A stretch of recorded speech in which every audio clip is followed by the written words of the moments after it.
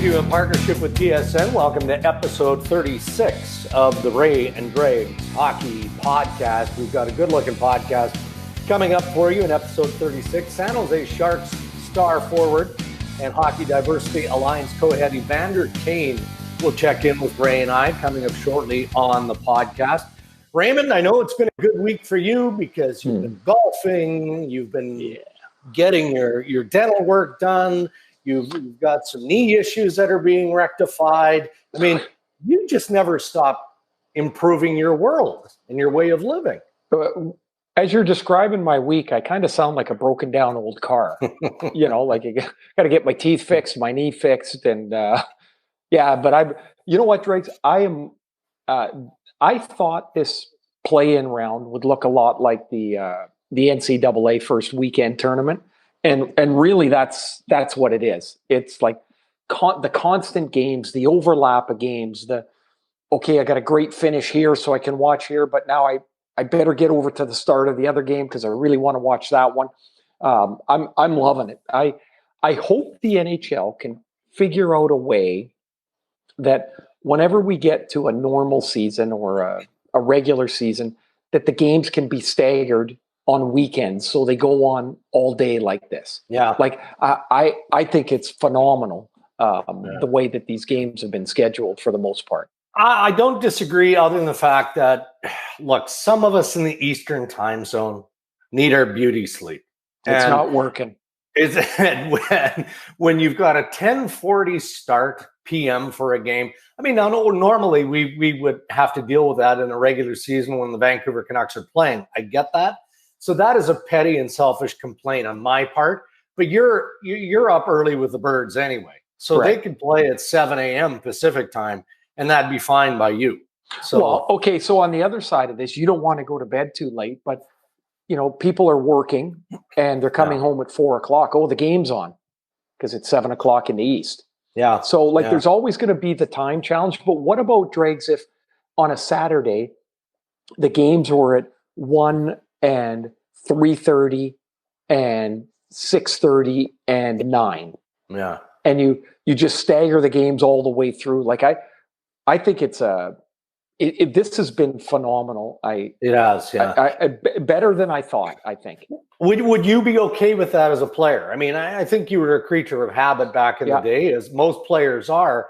You know, would you be okay in the playoffs with playing at 1 o'clock on a Saturday, and then as long as you're still in the playoffs the following Saturday, you're playing in prime time? Or do you like the structure and the routine? I think the guys now are more used to playing at odd times. Like there's now, you know, like in the States, of course, they have the 1 o'clock starts on NBC quite frequently. So players are used to playing at 1 or at 3, and we didn't have that very often. I mean, sure, in the playoffs, you'd get zapped with a crazy start time, and you just, the toughest part was figuring out when you were going to eat and when you were going to sleep. And outside of that, it was, it's just kind of the regular thing.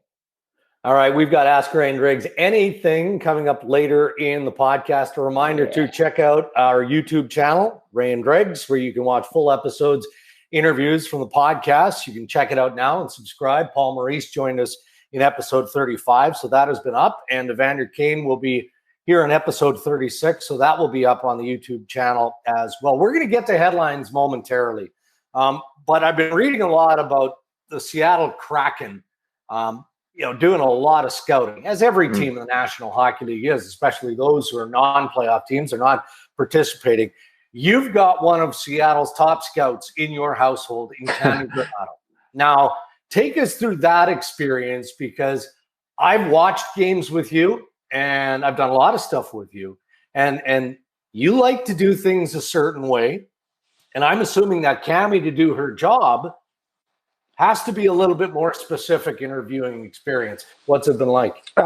It's really kind of cool to watch her do her thing, like to watch her scout. And, she's got her template in front of her, the players that they're watching. And so basically in the past couple of weeks, Seattle announced, and, they announced publicly that they'd hired a new head of professional scouting. They hired a couple of more scouts. So they got all these games to scout. This, for them, is kind of a cool thing that Well, I think for a lot of teams in the pro scouting side is that you're going to get extended viewings of players that you wouldn't normally get. I mean, there's 8 teams here that wouldn't normally be here that are still playing.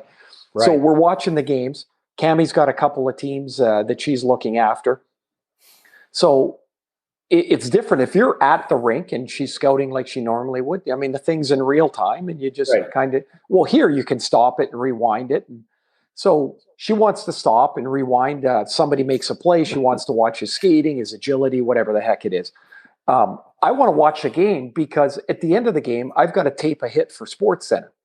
So the other night we're watching, and I realized halfway through the second period of the Vancouver game, we're about 15 to 17 minutes behind the game clock. And I'm like, I got to go somewhere else or else I'm going to miss the hit. Like it just occurred to me. So I watched basically the last 40 minutes of the game in 38 minutes to catch up. And so she's doing her thing and then she's got to file her reports. And it's really an involved process. And I don't know if it's better or worse. I haven't even really asked her, to tell you the truth. Like, is it better or worse that you can, so when they go to a game, they watch it in real time, then they can come home and with the scouting programs, they can watch an individual player every shift. Like they can watch him only. And so I wonder if it's better that way or if it's better to do it the way that they're doing it now and a mix of both, or because I mean, this is what you got now, right? I mean, like you're not getting to the rink. So, but it's really, really involved. And, I'm no help, that's for sure. All right, we're going to get to headlines here in a second, but I want you to think about this as I go through all of the preamble, because our friends at Doer Jeans have asked us to identify the top Doer playoff performer, right? Yeah. So give that some thought. And man, it sounds easy enough, but we have seen such great individual examples of skill already, to this point of the 2014 tournament, that identifying just one each is probably going to be the bigger challenge. Been some great stuff here. There's the other thing I think I'm surprised with Dregs is the quality of the games. Is better than I thought it was going to be. I thought it was going to be really scrambly and really messy. And there's some of that, but I've been really impressed. Do you notice a difference between the qualifying round and the round robin games? Because that narrative has been out there, at least on social media, where the passion, the intensity doesn't seem to be as high in the round robin games. I'm not sure I'm buying it, but maybe you can have one-offs or examples of it and can appreciate why that is. Yeah, I think there's another gear to be had for those round robin games. I mean, just think of the very first couple of minutes of the Carolina Ranger game, which was the first game played. Man, it was like, are you kidding me? That's how this is going to be played? I was like totally blown away. They're fighting out there. I'm like, chaos. Justin Williams is fighting a guy half his age. Like, what is going on? Did very well. It's like, I don't think the round robin games, they have the same, they don't capture me the same way. I'll be honest with you, Dregs. I'm watching very little of them because there's so many games that really mean something. I'm more engaged in those ones. I'm with you because you're going to see more from the Colorado Avalanche or the Blues or whoever, right? Right. You're going to see more. So I'm with you on that. And the hockey, I would echo your sentiment. I mean, it has been largely terrific. Our headlines are presented by our pals at Boston Pizza and their new pizza flights. Available for a limited time, 3 pizzas, 3 dips. You choose your pizza lineup, whatever you want, they've got it. And they've got some unbelievable combinations. So we hope to see you soon on a Boston Pizza patio for puck drop anywhere near you. I've got a bit of a personal connection to this, Rick. What, to pizza? Well, that, of course. Yeah. They also offer a nifty collection of fishbowl cocktails.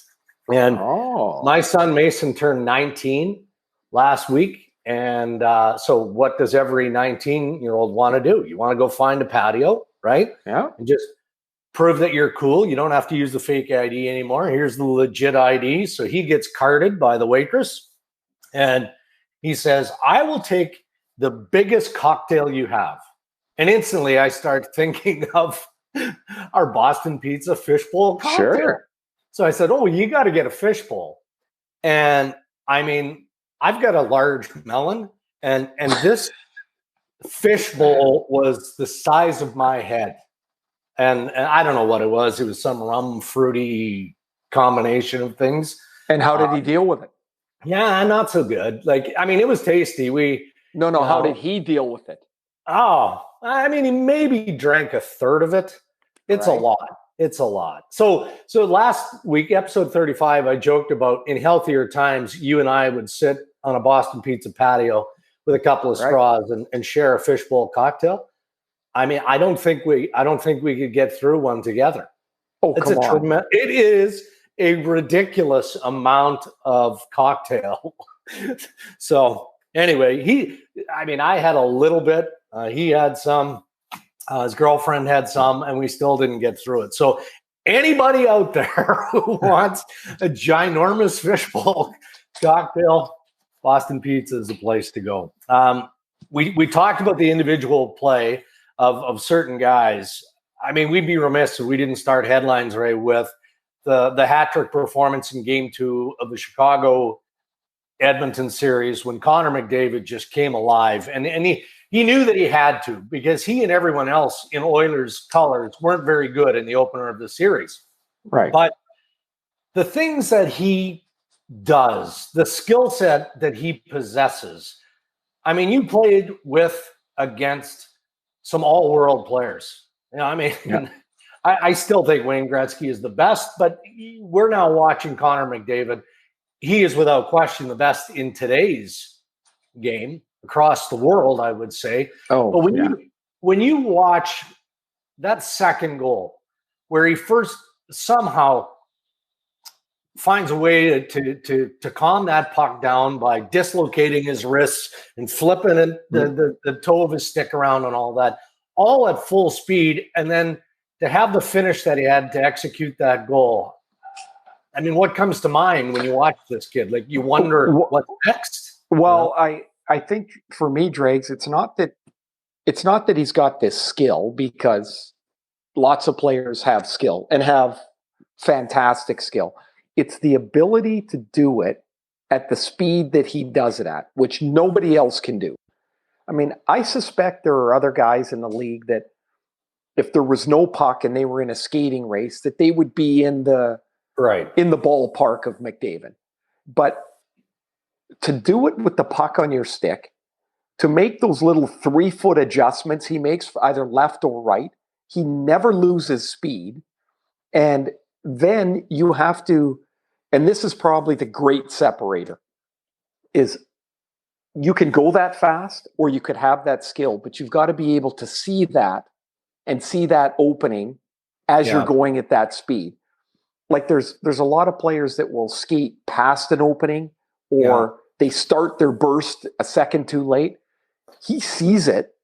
It must. I'd love to be able to see what he sees, because that's the first step. Like when he knocked that puck down, by flipping his stick over, as soon as it hit the ice, now it's still wobbling around, and right away he makes the judgment that he can get outside of Mata, that he can flip the puck past Mata, that he can run onto it. And then when he gets, by the time he gets there, which is a second and a half later, he's now right on the goalie, and he's got to go to his backhand and up over Crawford. There's just, to do it that fast and and to have that vision, there's nobody like that. No, I mean, Wayne Gretzky used to talk about how he felt like he watched the game and saw the game unfold in slow motion. And even though clearly it wasn't that, and he felt like he could just go this way, that way, and make the moves necessary. I mean, that makes sense to me, and I got to believe that that's how Connor sees it.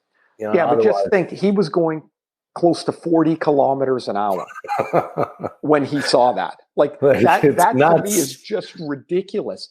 No. Because for a lot of players, the puck is an anchor, and like it slows you down. And for him, it doesn't. Like I don't know. Like that was an amazing goal. And you're right. They didn't play well. They played terribly in game one, right from the goaltender out. And he had a kind of, if it's possible to have a mediocre 4 points, that's what he had. But they were They were better in game 2, but that series is bonkers. I mean, the goaltending's been bad. There's been 100 bad penalties. There's, the winning team scored 6 goals in each game. Like, I know the coaches hate it, and but man, I really like watching that stuff. It's entertaining for sure. And of course, this is episode 36, and everything that we talk about, most everything, is going to be dated moving forward. That's just the way it is. So I qualify it by bringing in our next headline. Now, the Oilers, the Flames, the Canucks, the Leafs. I mean, any team with success has to have the big boys going. I know that sounds cliche and it sounds ridiculously simple, but it's crucial for success, be it in this type of environment, a 24-team field, well, now 23, or any traditional postseason. It just boils down to that, doesn't it? Yeah. Well, Travis Green in Vancouver had a great observation. He was talking about the lineup changes he was going to make from game 1 to game 2. And in Vancouver, that almost all centered around Jake Virtanen, whether Jake would be in the lineup or not. And so Travis talked about that for a while. But what he said is like, okay, that's one thing. But if our big guys don't get going, it's not going to matter what the bottom end of the lineup does. And in game 1, 6 of their 12 forwards didn't have a shot. Their top 6 was dead silent, nothing. Right. And in game 2, JT Miller, Tanner Pearson, Brock Besser, and Bo Horvat scored. 4 of the top 6 forwards. And Pettersson, again, was excellent. He was the best player in both games, even though he probably doesn't have the points to show for it. But their big boys started to play. Now, Winnipeg's down 2-1 in their series. They have no big players left, it seems like. I mean, it's crazy. Unbelievable. They go through all year where they're a mash unit. And then the playoffs start, and they lose Scheifele and Line and Appleton in game 1. And somehow Paul Maurice cobbles together the group for game 2, and they win. But they're in tough here. If without those guys, that's really difficult. Toronto, I thought they played okay in game 1, but man, they Tavares and Marner and really got going in game 2. Matthews has been good both games. I thought Morgan Riley was really good in game 2. So their big guys got going. And just as you say, if you can get by for a game or so with your foot soldiers, but man, if your best guys don't play for you, you're kind of in trouble. Now, you touched on Winnipeg's injuries. And look, injuries have always been a part of hockey. It just goes hand in hand with how fast the game is played, how physical it can be and whatnot. Winnipeg's injury rash is off the charts right now.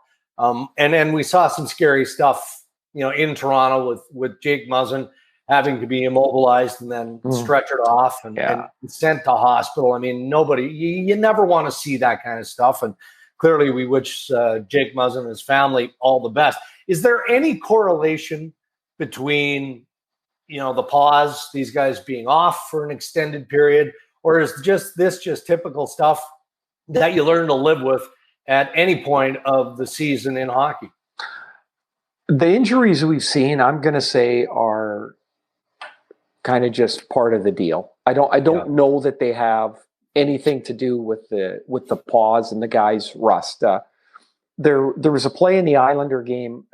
Matt Barzal was going to the net, and he kind of reached back and chipped the shot, and he went flying over the goalie and hit the end boards. And it was the first time, Dregs, like when you see something, it makes you sit up in your chair. Yeah. Like that was the one I was like, oh man, I hope he's okay. Like the way he hit.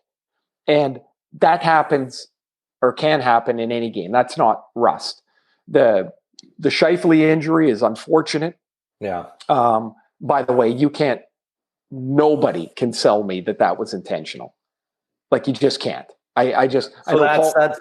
Paul Maurice just trying to deflect, stick up for his team. Well, first off, lower the temperature a bit. Well, first off, he was pissed off the first night. Yeah. And I don't think that was anything other than he's angry that his star player was hurt.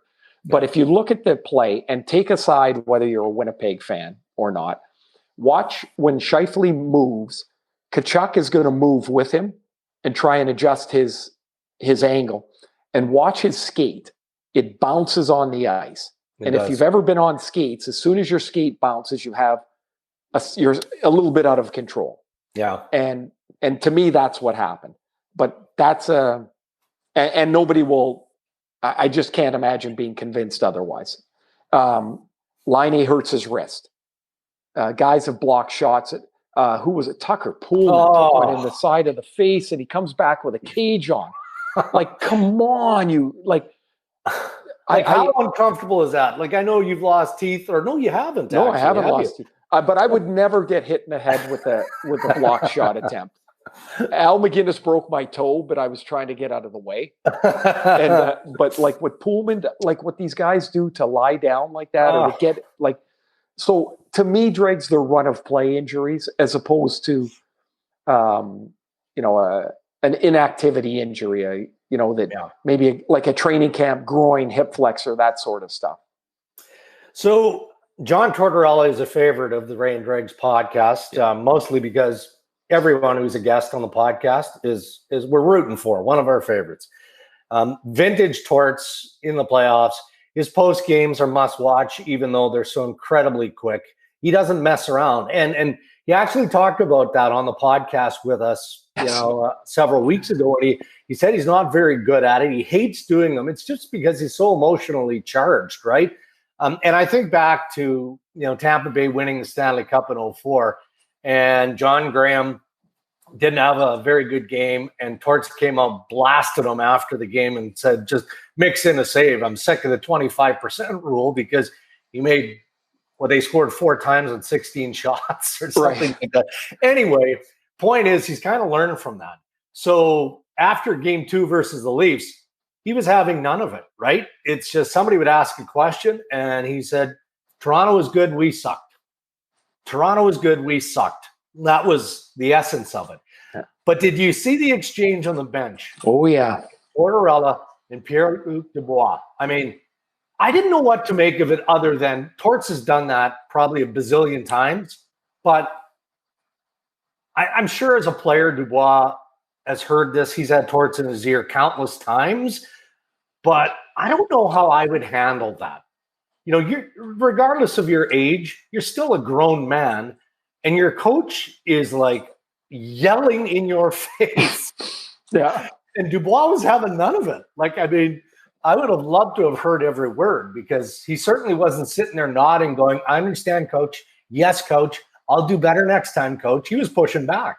Well, so when Torts said something, and then he walked away, and then he came back. So whatever he had said, something else triggered him, and he goes back, and you're right. He's right in his ear, and I found it pretty interesting the way Dubois went back at him too. But here's the thing that I do know about Torts is that I'll say he's okay with that, in that he knows he's emotional at it, and when the guy barks back, he probably is like, that's part of it. For sure. It's not like there's going to be lasting damage, I would suspect, between the two of them. I mean, that becomes a discussion point between the two guys after the game or today, and that's over. But it is so rare, because Torts is probably one of the very few that would go at it like that. Now, that might happen in a coach's office or something, but on the bench, no. I had something like that, Dregs, with Al Arbor. And so it was in the playoffs in '93. It was game 5 against Pittsburgh. And we were at a face-off, and Al moved the defenseman behind me. I thought the defenseman was on my left and in the offensive zone. And Ronnie Francis saw that. I had no idea. And he shot it forward. And Joey Mullen went and picked up the puck. I think it was Joey, and went down and scored. So I came back to the bench, and I'm like, what the F is going on? Who moved the frickin' defenseman? And Al came down, and he blasted me. And if Benoit Hogue, Pat Flatley, my line mates, could have gotten any further away from him, I felt like I was on an island.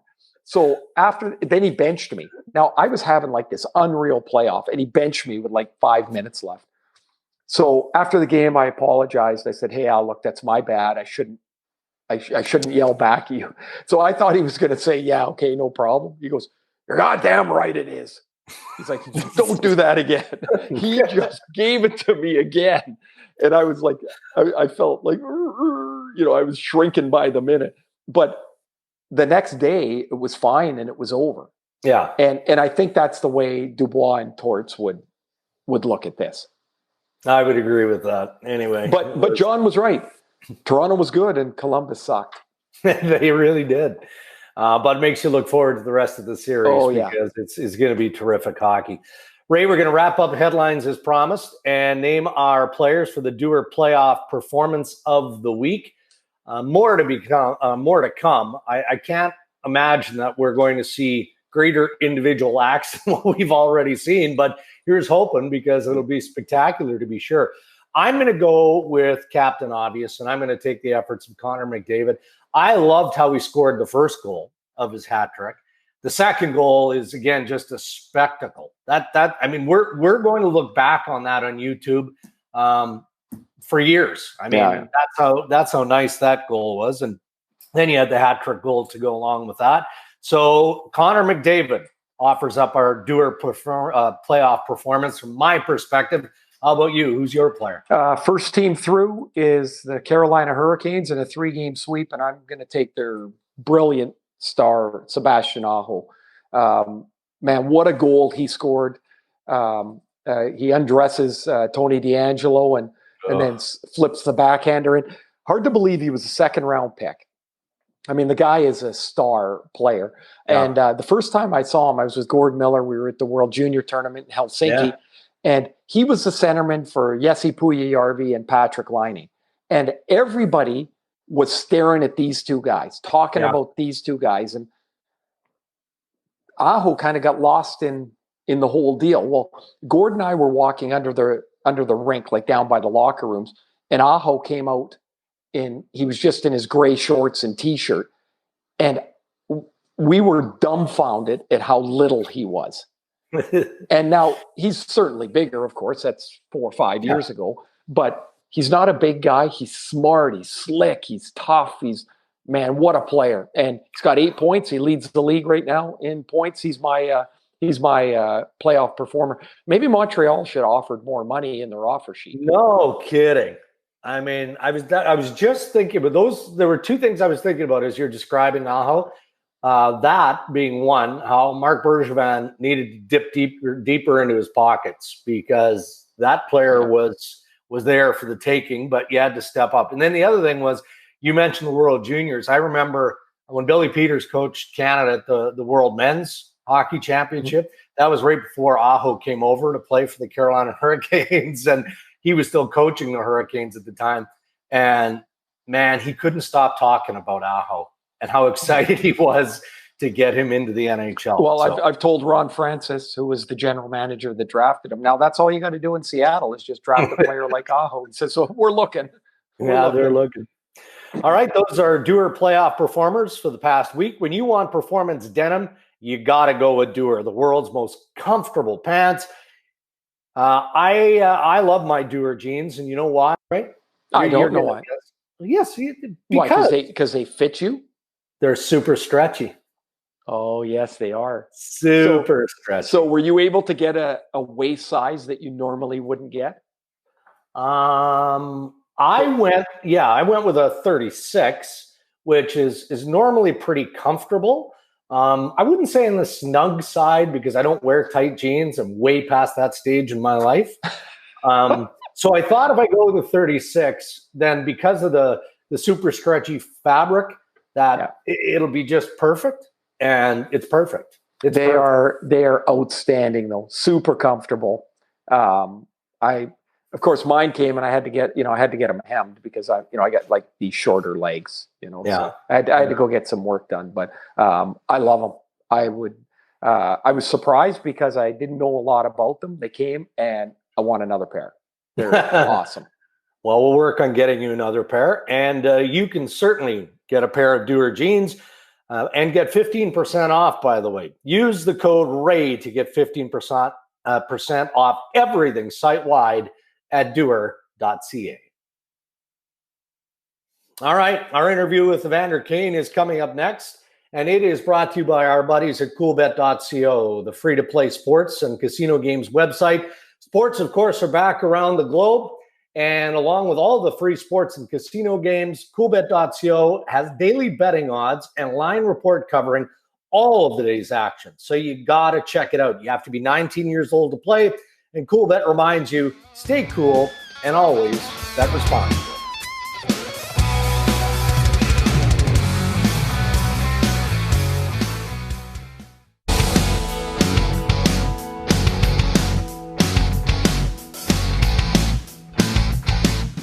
We're joined on the Ray Dregs Hockey Podcast by San Jose Sharks forward and co-head of Hockey Diversity Alliance, Evander Kane, who's training like a wild man in San Jose in anticipation for what's to come, the start of the 2020-21 season.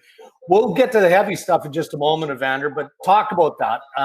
What's occupying your days, and are you enjoying what you've seen thus far and the hockey that has returned to the NHL? Yeah, no, I appreciate you trying to get me a plug-in for the heavy training, but that is pretty non-existent, I'll be honest. I got some time, but yeah, no, obviously I just had my daughter Kensington, so me and my wife have been fortunate enough to be spending a lot of time with her and enjoying her, and it's been a real change for us, and just learning and getting used to having a baby now.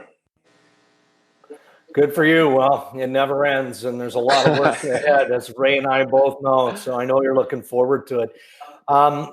Obviously, you and the HDA were critical of the National Hockey League's lack of support of Black players prior to the start of the 2014 tournament. Matt Dumba, Evander, made an unbelievable emotional speech, a huge impact with that speech on Saturday.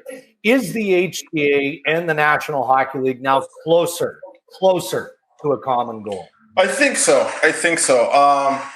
Going back to Matt's speech, I thought he did a great job. It took a lot of leadership and a lot of courage to be able to go out there in that format and say what he said, and obviously did what he did. And taking a knee for the anthem. And I wish I would have been able to be there to support him, and I know members of our alliance feel the same way. And to your point on are we closer with regards to a common goal at the NHL? I believe so. I hope that continues to become closer and closer as we further our discussions. And I think the weekend was a positive step in that direction, and we want to continue to make more steps in that direction in order to ultimately reach our goal, which is going to take time. We understand that, but at the same time, we do have to act. Evander, I was just going to ask you that. Is there an impatience to wanting the change, or to wanting to get our game, our culture to where it needs to be, as opposed to the time it takes to actually make change? Yeah, it's tough. It's frustrating because hockey is so far behind a lot of the other sports, and I think nobody loves the game more than me. I think call me biased, but I think hockey's the greatest sport, and I get frustrated with the lack of respect that hockey players get, specifically among other sports in the U.S., because I think our sport is the hardest to play. And part of the reason is we don't get enough notoriety as players. And a big reason that is because of the lack of diversity we have in the sport, the lack of exposure we have as players, and the culture of our sport and the history of our sport. And I think that's something that we need to play catch up in a hurry on. And hopefully we can do that. I mean, we actually, the problem is that some of the people that are making these decisions are happy with the status quo, and that's the hill we have to get over and make sure and educate on what needs to happen and why it's a good thing to happen. At the end of the day, it's all about money, and this is going to help everybody make more money. So how do you get guys to understand, because it's been a forever age problem, that that it's okay to be yourself. Like you've always, Evander, like you have, I started to be introduced to you around, I don't know how old you guys were, 10 or 11 years old. And like you always had this way of being yourself, whether it pissed people off or not, or whether people liked it or not, you were just you, which was pretty incredible, actually, considering you were so young. Yet, how do people learn that? Like, because we're in this game that we all walk the same and dress the same. And I mean, that's what we did, my age guys. How do you guys change that? Well, it's going to require participation from players and a willingness to do that. I mean, you go back to my first couple of years in the league. I was in Atlanta. Great city, loved it. Ray, I know you played there. There was no issues. It was an easy place to be and live and be yourself and be a hockey player and fit in. And then, we get moved to Winnipeg, and to be honest, there was nobody more excited than I was to go there because I'm playing in the Canadian market. It's lights, camera, action. It's Canadian City. It's going to be hockey. Perfect. Love it. I'm excited. I have a great year. But all this bullshit continues to swirl because all I'm doing is doing what I was doing in my first 2 years where there were no issues, but all of a sudden now there's an issue because of maybe a change of culture, change of place. And I think, I was a little surprised by that as a 20-year-old, I think that my first year in Winnipeg there was. And I think I was the only player really doing that in the league, maybe outside of a PK. And now you're starting to see a shift with some of these younger players, even in Canadian markets, that are trying to be themselves, but they're being embraced. It's okay. They're getting the go ahead from whatever it is, fans, media, whatever it may be. But why is that? Why is there such a change now? Do I think it had something to do with race? 100% I do. Do I think it has something to do with now the times? That was what, 7-8 years ago? Sure. I think time has helped as well. But, that was, for me, looked at in such a negative light. But the kids coming in today's game, it's, that's unique, that's fun, that's original, that's style, that's personality.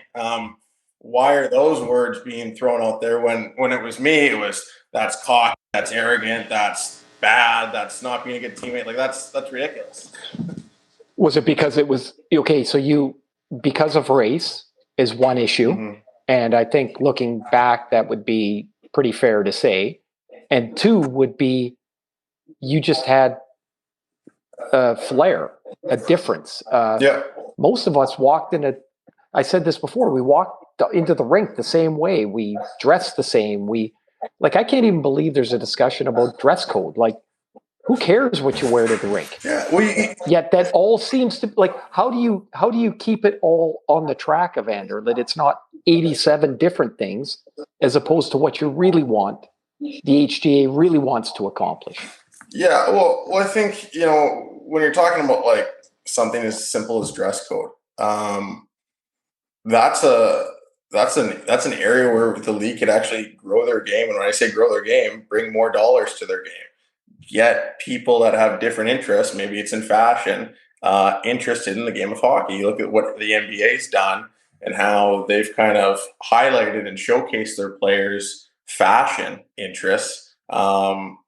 Specifically, for example, with Russell Westbrook and James Harden, how they have a red carpet that in Houston that they have in their arena that they walk down at every home game. And it's highlighted. And what it does is it brings other entities and other companies and industries into our game, like the fashion industry, which is a huge business.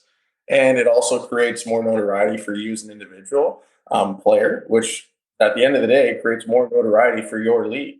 And I think, I read some of the articles that are being written because of the relaxed dress code with teams and players, not teams, but players deciding to take it upon themselves to wear a golf shirt and a pair of slacks and dress shoes, and that kind of being the requirement. And I'm thinking, guys, finally we've been given the opportunity to act what we want to wear, and what do? We just throw it right away.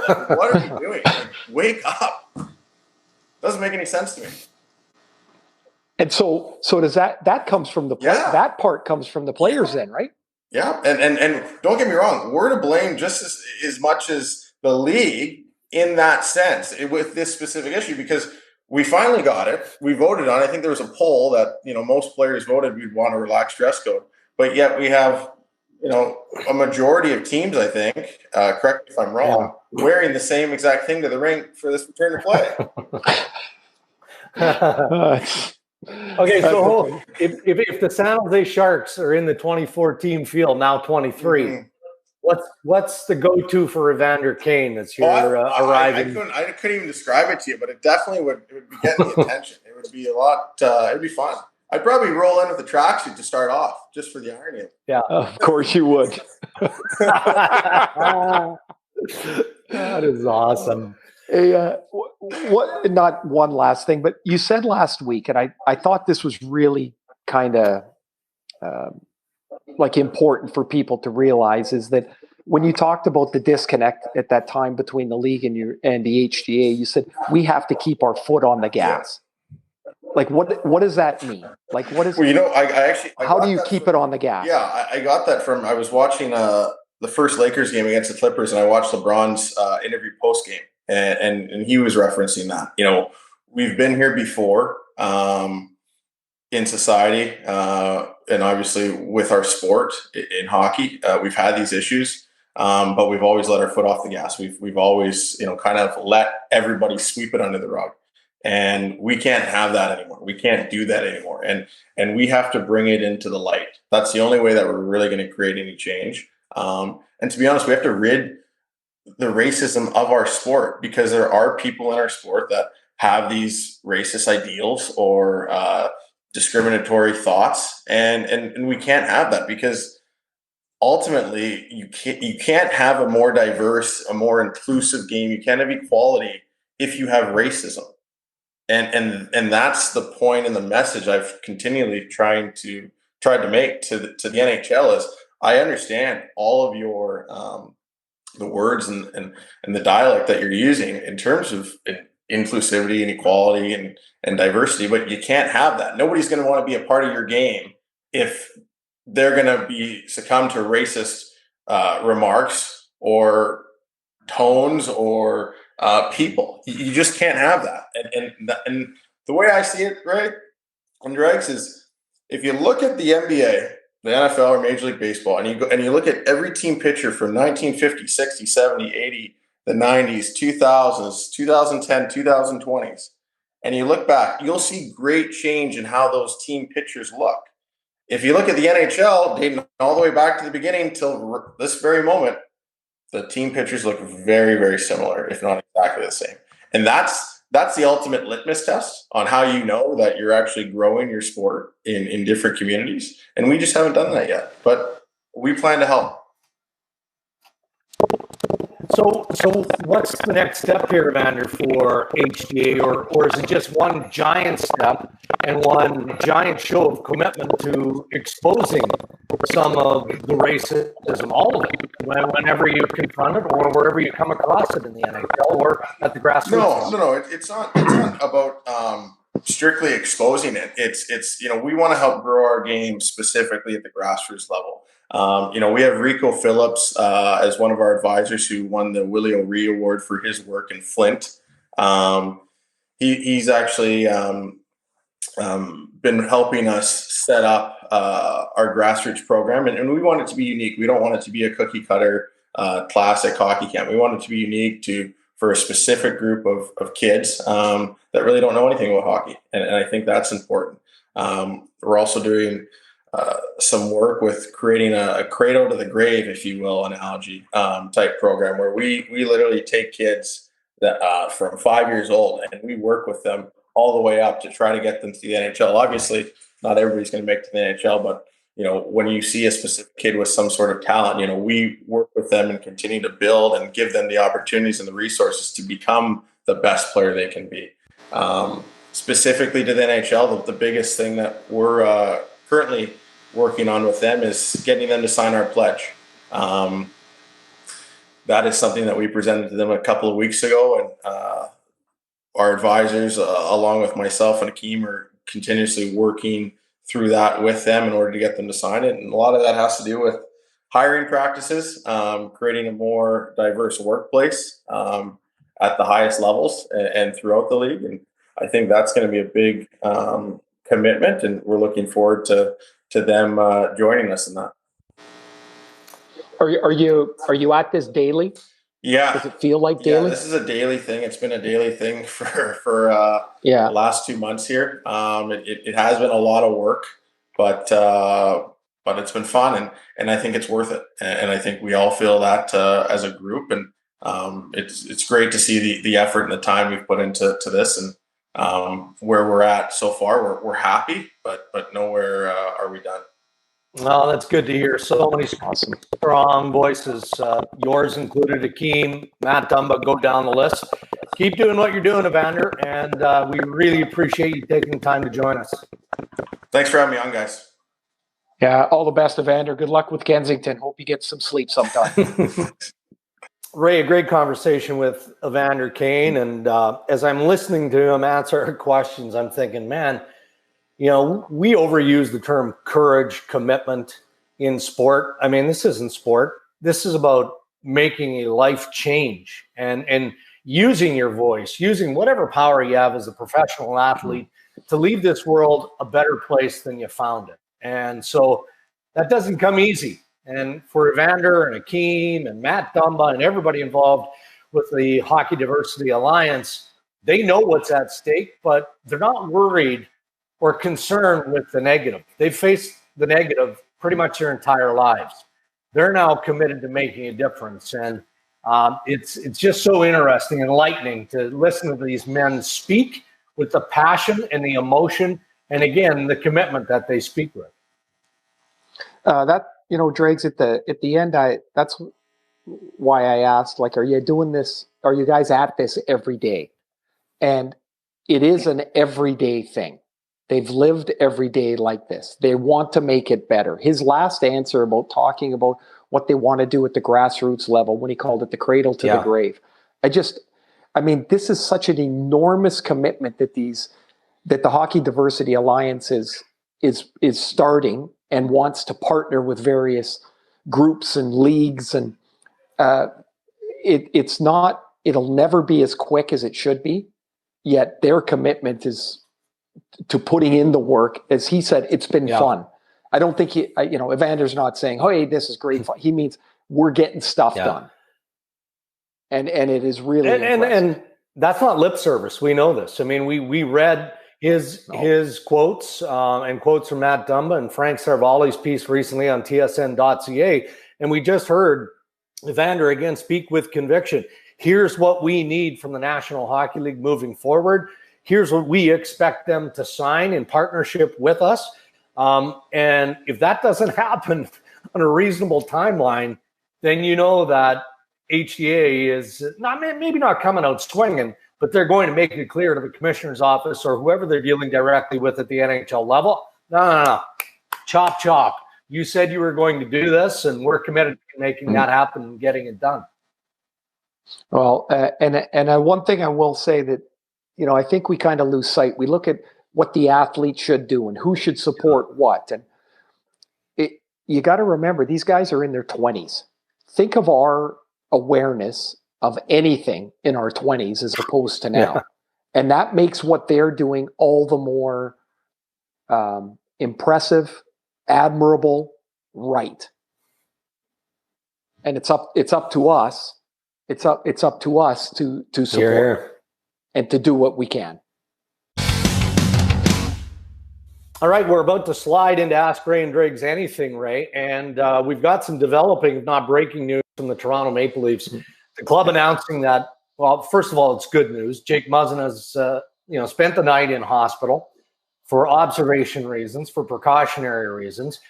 He has since been released. He is now back in the bubble with the Toronto Maple Leafs. That's the good news, is that he's out of hospital. So that gives us an indication that he's going to be okay. But the Maple Leafs fully disclosing that he will not be available to them for the remainder of their series versus the Columbus Blue Jackets. Now, that's got to be both health-related and to some degree protocol-related, because he'll remain in quarantine in his hotel inside the bubble. So good news being one that Yes. long term and short term, he's going to be okay. Yeah, I think a couple things here. I mean, first, of course, is his health is good. That when he was observed overnight, that everybody's comfortable that he's okay. But then to go back into the bubble, he's going to be in quarantine within the bubble. So I know a lot of people were talking about, hey, are there rules or no rules? He left the bubble. Like when he comes back in, how can he be available to play if that were the case? And so while everything is, I think there's different stages of this stuff. He's going to be in a quarantine within this bubble. He'll have to have some negative tests before he's able to play. But certainly the road is that he's got to get healthy first. But that is great news. Terrific news. And what got me, I mean, anytime you see a player stretchered off, it's serious. I mean, the medical personnel doing their job, due diligence, and making sure that the safety of the player is first and foremost. But we always want to attach almost warrior sort of label to NHL players. A lot of NHL players, right? Mm-hmm. But when I think of Jake Muzzin, he's not the type of player that goes down in a heap. I mean, when he's hurt, he is hurt. And the fact that he stayed down as long as he had to be looked after, I mean, there was considerable worry. So great news for Jake and his family as well. All right. Go ahead, Ray. No, I was just going to say, and now it's funny how it is. And so the ball rolls over. And so I guess that means it's Rasmus Sandin that will jump into a playoff series, tied 1 game apiece, and against a Columbus team that wants to forecheck, wants to be physical, and Toronto will miss Muzzin a great deal, I think, in that regard. No question. And just a reminder, this is episode 36 of the Ray Dregs podcast. We're recording on Wednesday, so if anything has changed and you're listening to this after Wednesday evening or moving forward, then you can appreciate we're responding to the very latest on the Jake Muzzin situation. All right, Ask Ray and Dregs anything. Question 1 from Christian Ray. What are the chances that the 2020-21 NHL playoffs will have a play-in round and the top 4 teams get a bye? I assume that Christian is enjoying how things are going here and the look of it, and probably is entertained enough that he wants the NHL to consider. I don't see it, but what do you think? I can't see it for 2021 in particular, because this season's not going to start till December or January. That's provided everything goes right. So if you're going to add another round, I mean, like, it's going to be round the clock hockey here. And I can't see it happening, in its, for the 2021 season. I do think there will be enough of a push because the finances will be there for a small play-in round at some point, maybe a 2 out of 3 between the 8th and 9th seed or something like that. Without getting into a long conversation about this, I think it is possible and probable in the future. All right, Paulie has a question about the broadcast. He is a big Ray Ferraro fan and says, the only way that the broadcast could be better is if Ray Ferraro was inside one of the bubbles. So automatically he's licking your ears. So Paulie gets he gets our attention here on Ray and Dregs, Ask Ray and Dregs anything. Paulie wants to know, is the quality of the broadcast as good or better than you expected? And I don't think that Paulie is talking about the play-by-play guys or the analysts, maybe to some degree, because, man, I'm listening to the radio guys when I'm driving home, and they're calling this off tube, right? Or some of them anyway. It's a significant challenge, but everything incorporated, I've been impressed by. How about you? I think the guys have done a really good job. It's not easy. I've called games off tube before, and you have to envision that the only thing they can see is what you see on your TV. When you're in the building, of course, you can see everything. And there's great value in that. There are some highlights that I wish we could see again that I don't think they get to. Part of the problem with that is each bubble, Toronto and Edmonton, they have what's called a world feed. And so that feed, that broadcast is the same for everybody. And so they're limited by the time they have to produce the highlights, to turn them over. I'm talking about the in-game ones, not in between periods. But the world feed really limits a lot of what can be done. And I mean, that would be my only critique of it. But I wish I was doing the games too. All right, final question. And Joe, is there a player standing out that you didn't expect would stand out? Oh, let me look through the thing. Well, I mean, Svechnikov in Carolina he's going to be a terrific young player. I mean, he already is, but he's going to be an awesome player. And there they are, they're through. I'm looking through. You know who I like in Minnesota is Luke Cannon. Really good. Yeah, I think he's had 2 really good games, really impactful for Minnesota. But as far as let me throw one out at you, okay? Yep. And I wouldn't say under the radar because this isn't fair to him. Andrew Mangiapane for the Calgary Flames. We did post of Game 3 of the Jets and the Flames. And I mean, I think he's had a very good series to this point, but he just brings an element, an ingredient to that Flames lineup that works. The kid can skate. You and I talked about this last night and again this morning. He's feisty, which means he's hard on the forecheck. He makes smart, quick plays, and he's being rewarded. I mean, here's a kid that is... And he's a 6th-round draft pick. Yeah. Now, Dregs, remember in the series last year against Colorado, Mangiapane was one of the few Flames that he was that had a good series. And by the way, as a fellow Italian, I love that name. It kind of makes me hungry. Yeah. Doesn't it? Like, it kind of sounds like you're eating, like Mangiapane. I always want to, I'm not sure, and I'm surprised. I'm going to give myself a bit of credit here. I think I get his name right more than I get it wrong. Mangiapane. But for whatever reason, it does roll off the tongue. You're right. But when you look at it, it looks like, oh no, it's like Kotkaniemi.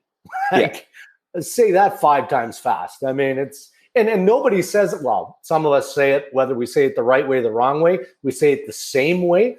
But I've heard the broadcasters in Montreal, they're saying whatever. It's not Kotkaniemi. So I think I'm wrong when I say it, but that's as good as I can say it. If you say it wrong the first time, and you've got it wrong, oh man, then it's a minefield. Then you're like, I know I got it wrong. So you say it different the next time. And now you think you got it wrong then. When we do these names at the World Junior Tournament, man, there's a couple there. I'm like, oh, I don't even want – I hope this guy never touches the pocket. Mangiapane, I can get that one. Yeah.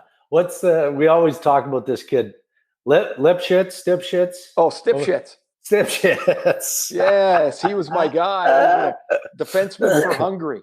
Yeah. And at the World Championships. And every time Gord would say his name, I was like I was 12. I just start to giggle. And I wanted him to say, and he wouldn't do it. And I said, it's factual. Why can't you say a soft dump in the corner by Stipschitz? Like, why not? That's what happened. He had the puck and he just chipped it in the corner. Okay. Stipschitz surrounded by 2 Ahos. Why not? There were 2 of them in the game. 2 Sebastian Ahos. Oh, man. There we go. There you go. Time for a break. High school again, Ray. Here we go. Speaking of a break, what's you don't have much of a break, but what's your week looking like as we get ready for episode 37? Well, watching 5 games or as many of the 5 games a day as possible. Kids are busy, so we're trying to get outside and keep them occupied. But man, the weeks are starting to get busy again, and I'm really happy they are. Yet still with the overview of things just aren't the same. So I'm moving August 10th, which is Monday, right? But we've gone through this process of trying to get rid of a lot of stuff in our house, right? So we're using Garage Sale, Facebook. My kids are in charge of it. And I've done very well in selling privately. The office furniture, the desk that's behind me, the desk in front of me, all of this, was designed specifically for the current house that I'm in and the office that I'm in. So it's an extra large desk, which won't fit in my new office. So it's been sold and it's being removed tomorrow being Thursday. So I'm going to steal a page from Ray Ferraro's playbook here. And I'm going to be doing my hits for SportsCenter in the bathroom, in the living room, wherever it works. Wherever it works. I'm okay with that. I think it'll look fine too. I mean, here's the thing though. Like, I thought when you were talking about the office furniture, I thought you were going to use the podcast here to say, "Hey, I haven't sold this desk or bookshelf." Like, I thought you were going to use it as a selling technique.